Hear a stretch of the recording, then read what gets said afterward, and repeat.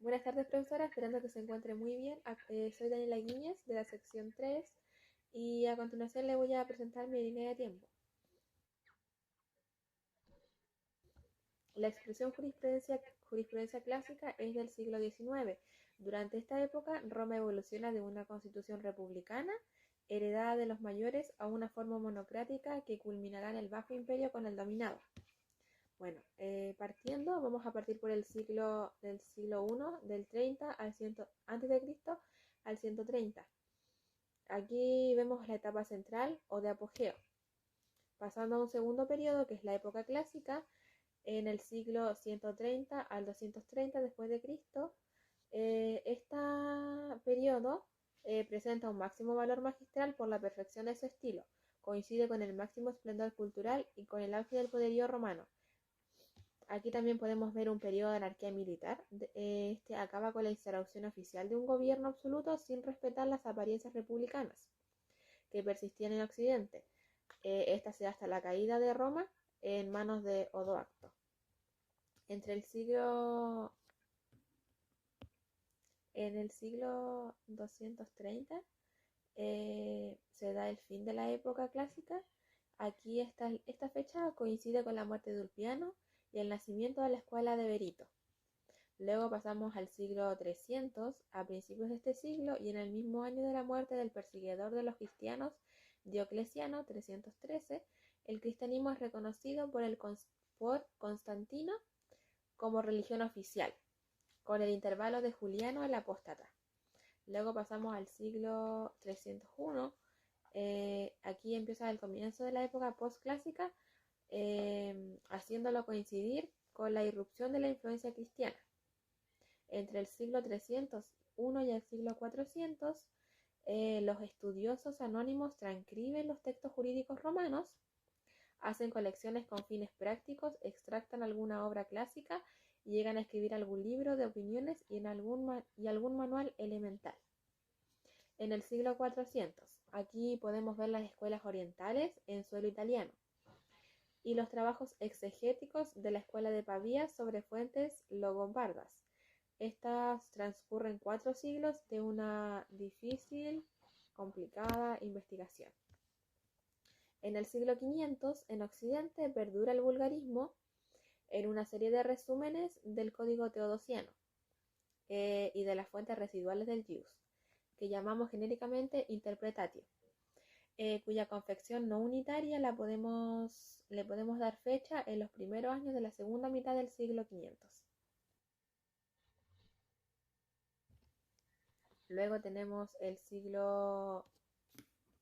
Luego pasamos al siglo 700. Aquí el derecho romano prejustiniano conviene distinguir una periodificación que separa las épocas, determinados cambios en el derecho debido a diversos acontecimientos que ocurrieron en ese momento. El primer periodo que podemos distinguir es el llamado derecho arcaico. Este abarca desde la fecha tradicional de la fundación de Roma, que fue 753 a.C. Esta es una fecha aproximada de la introducción de un nuevo procedimiento judicial. Aquí pasamos al siglo XI, aparecen las Petri Exceptium Legum Romanorum. Aquí podemos ver un nacimiento de la ciencia jurídica europea. Esta tenía muchas conexiones con el gran movimiento cultural iniciado con el descubrimiento científico de textos antiguos importantes,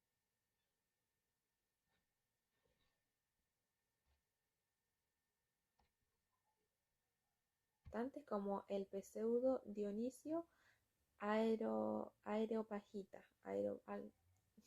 Perdón. También en este mismo siglo, en el 1070, se realiza el hecho de la realización de la Vulgata entre 1070 y 1700, entre 1070 y 1100, perdón. Aquí implica una empresa de pasión científica, de dominio de la materia y de una mesura formal y material. A fines del siglo XI, en el año 1100, en el siglo 1100, el derecho romano persistirá en Oriente gracias a las legislaciones romanizadas de los reyes germánicos, especialmente al brevario. En el siglo XII, año 1200, Odofredo, que fue un gran jurista de esta época, recuerda que en el siglo anterior, en el quidam dominus coepit auctoritate sua legere in legibus, y sucesivamente el dominus irmeni insta cum fuerit, eso, illegere. En este siglo, en el 1200, la corriente de estudiantes hacia Bolonia se incrementa con la prohibición de los clergios del estudio del derecho civil en la Soborna.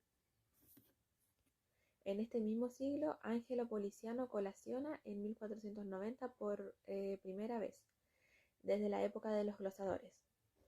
Luego pasamos al siglo XVI. En los comienzos del siglo XVI, el gran humanista Sino de Pistoia puede incluirse todavía entre los comentaristas. Aunque ya polemizó contra el método jurídico en boga toma desde la mitad del siglo XV, aquí toma cuerpo la protesta de los humanistas frente a la fe en los textos de autoridad, al método escolástico de enseñanza y al desprecio de las lenguas clásicas por parte de la jurisprudencia.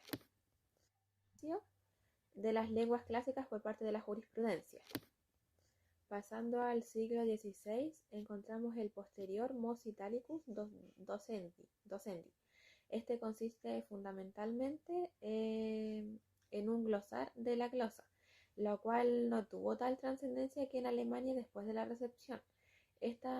No tenían valor las partes no glosadas del corpus, lo que se expresó a fines del siglo XVI, con la fase quos testus non agnostic glosa. Entre el siglo XVI y el siglo XVII vemos una figura cumbre que es el insuperable maestro humanista de las fuentes, profesor de diversas universidades francesas, Jacobo Cujasi, 1522 al 1590, cuyas obras, editadas repetidamente en los siglos XVI y XVII, constituyen un auxiliar importante en la investigación romanística. El siglo XVI y XVII sufren un gran impacto del derecho natural racionalista y el derecho romano vigente. Ahora pasamos directo al siglo XVIII. La escuela histórica crea una nueva época, ya que así como el derecho natural influye en las demás ciencias durante este siglo.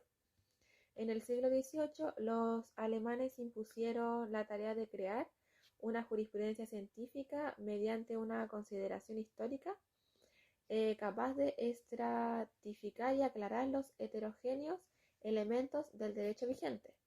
Para que podamos situar la escuela histórica es precisa una relación un tanto prolija del ambiente jurídico y científico alemán a fines del siglo XVIII y XIX.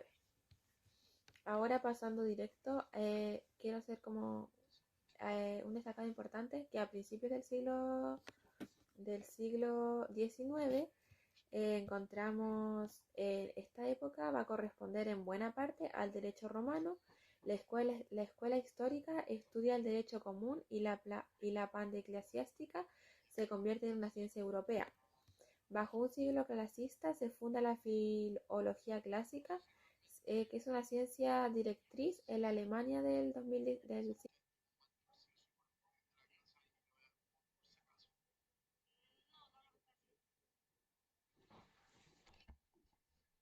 siglo XIX, que fundamenta el prestigio de los investigadores.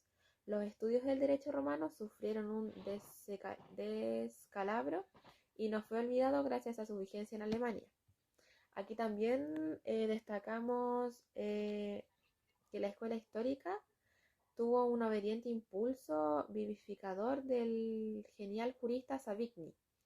Provoca un floreciente resurgimiento del derecho romano.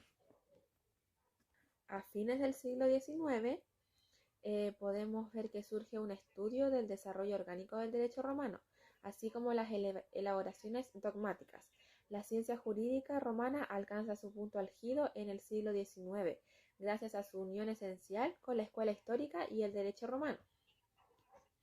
Pasando al siglo XX, el derecho romano adquiere un carácter histórico y tiene lugar una ilustre floración de las romanistas cuyos trabajos enlazan la tendencia del humanismo renacentista.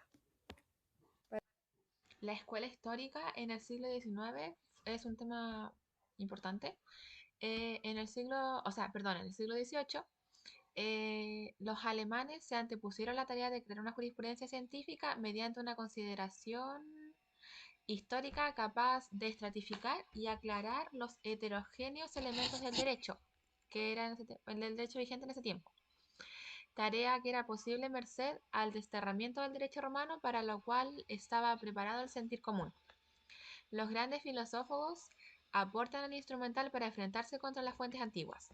Gustavo Hugo es uno de los primeros que desde fines del siglo XVIII comienza a indagar el espíritu del derecho romano en sus fuentes, poniendo en lugar del dominio universal el saber. El cultivo consciente de especialidades concretas en lugar del racionalismo universal en la historia del derecho.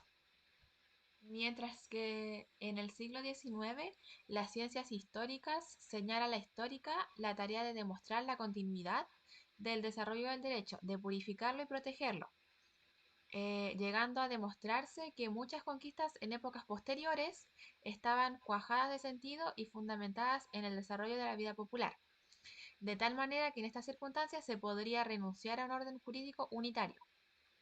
En el siglo XIX no pertenecía al Thibaut, sino a Savigny, y vence la historia del derecho, entre otras razones, porque Thibaut infravalora los obstáculos políticos y las dificultades técnicas de la codificación. La influencia de Savigny es la actitud espiritual del siglo XIX. Es inconmensurable, orienta el desarrollo del derecho internacional privado. Para finalizar con mi línea de tiempo, a fines del siglo XX, en 1916, Feuerbach hace notar una de las ramas de la escuela histórica, la romanística. Es un retoño tardío de la jurisprudencia humanista en suelo alemán. Bueno, con esto doy por finalizada mi presentación. Espero que les guste